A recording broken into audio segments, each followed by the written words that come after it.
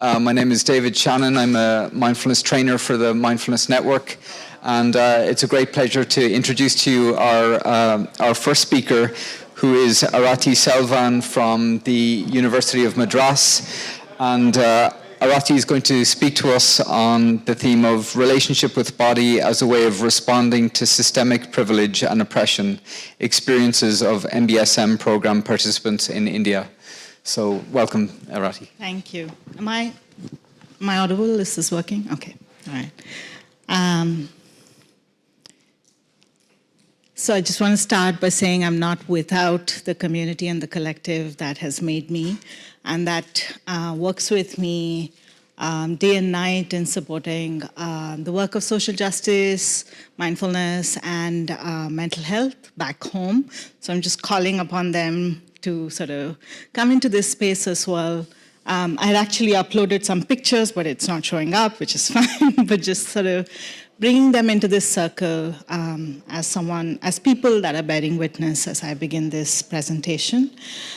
MBIs, we know, tend to be individualistic, focusing on a medicalized model of mental health, reinforcing westernized upper caste and capitalist notions of mindfulness. What this does is it fails to challenge systems contributing to mental distress and also sidelines the role of the body within social justice endeavors.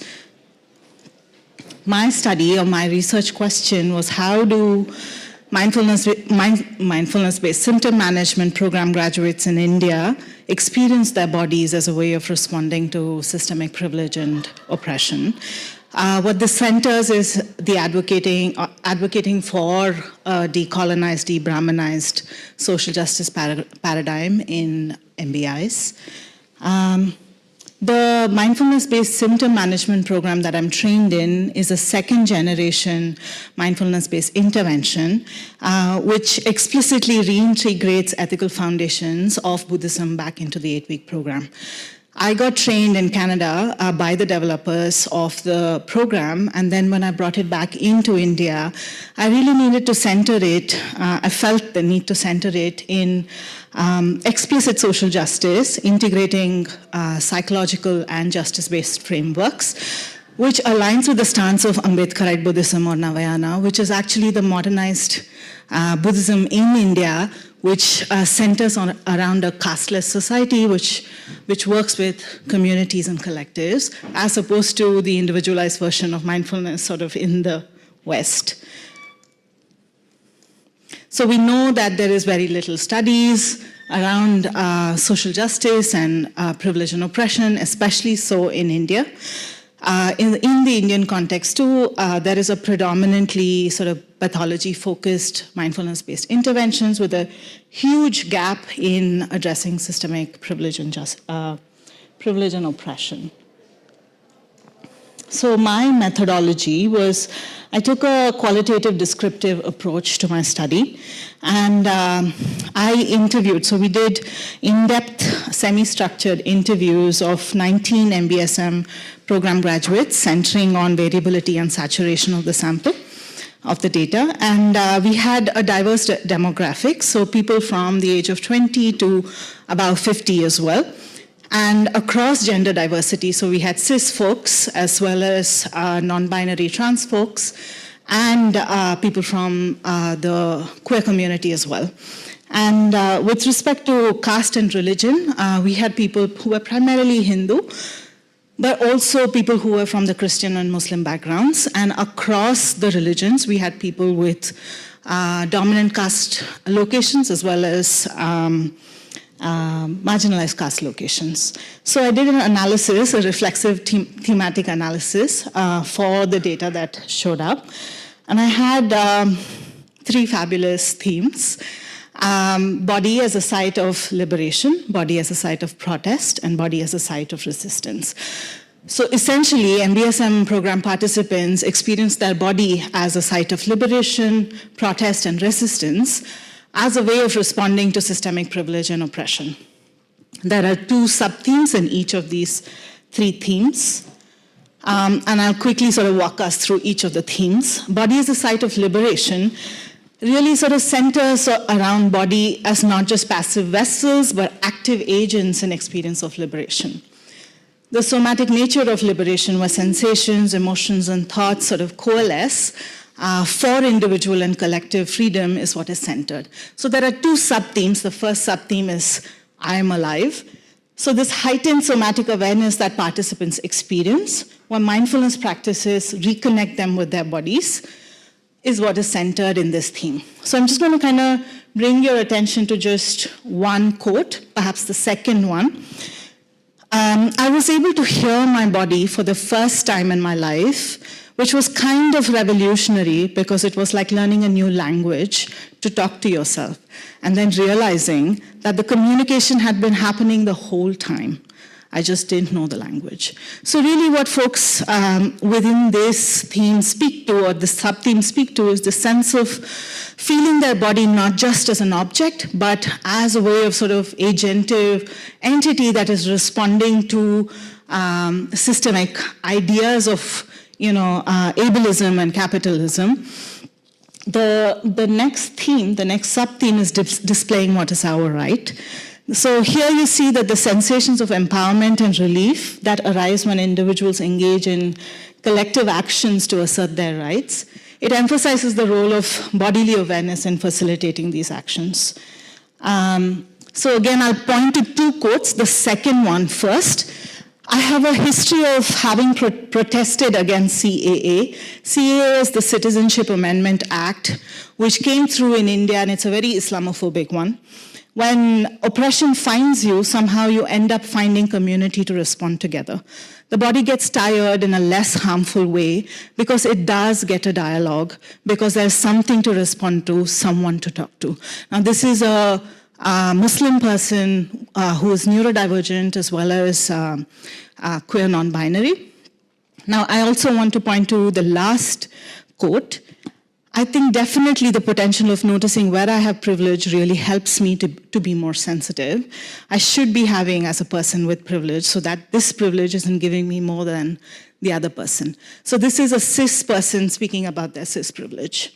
So you can see in this sub-theme really, people come together, people with awareness of their privilege as well as oppression or identities of oppression come together to speak to what is their collective right.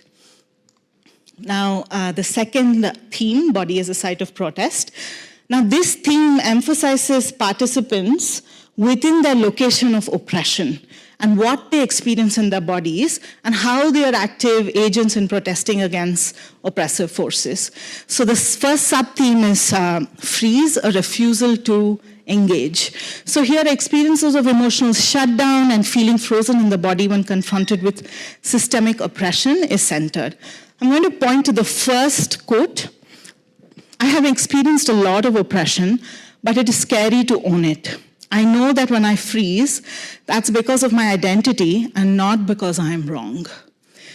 But it feels very scary because I'm speaking from a place of being oppressed, and it feels like I'm talking to a higher being who is the oppressor, and both of us know that.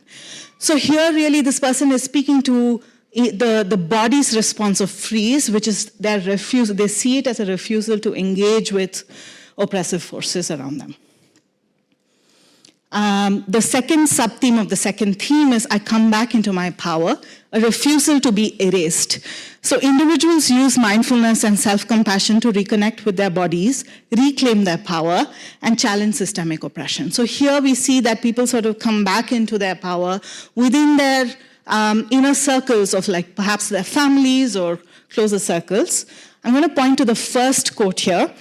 When my family would be verbally abusive, I would become angry with myself. I would harm myself in other ways. But when I'm sitting with it, I somehow feel like I come back into my power. The story I make about myself somehow disappears. So this person then speaks to sort of coming into their power almost as this refusal to be erased. So you can see that there is both freeze as well as this coming into power, which is almost like a thaw response that happens when participants see their bodies as a site of protest. Now, the last theme is body as a site of resistance. This is interesting, and it emphasizes participants with privileged identities and what they experience as their bodies as an active agent in protesting against oppressive forces. So the first sub-theme is calling the bluff.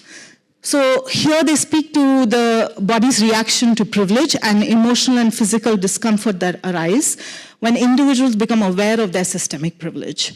I'm going to point to the first quote here. Now, this is by a person who has a recognition of their upper caste identity. They say, a recent example of this is when I was with my family and I went to a temple.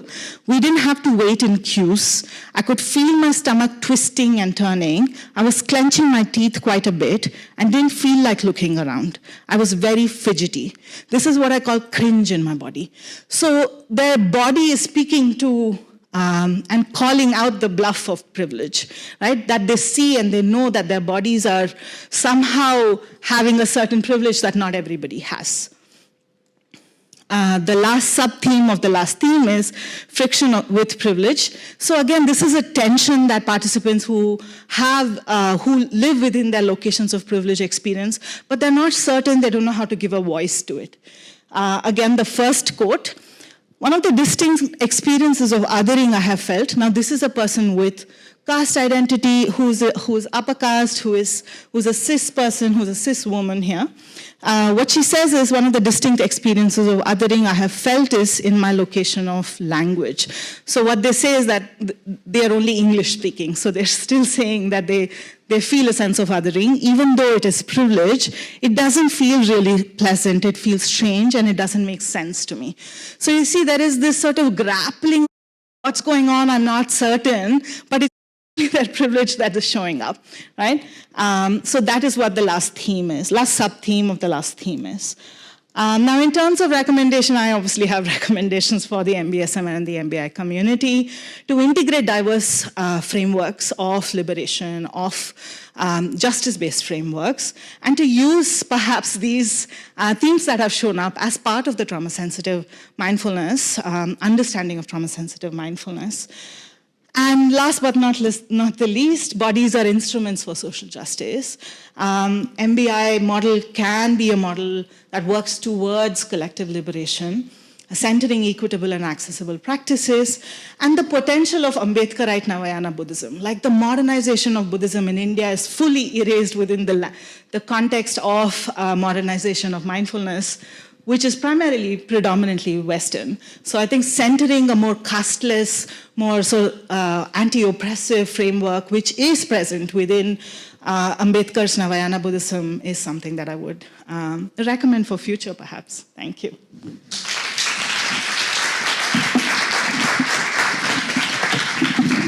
So thank you so much, Arati. And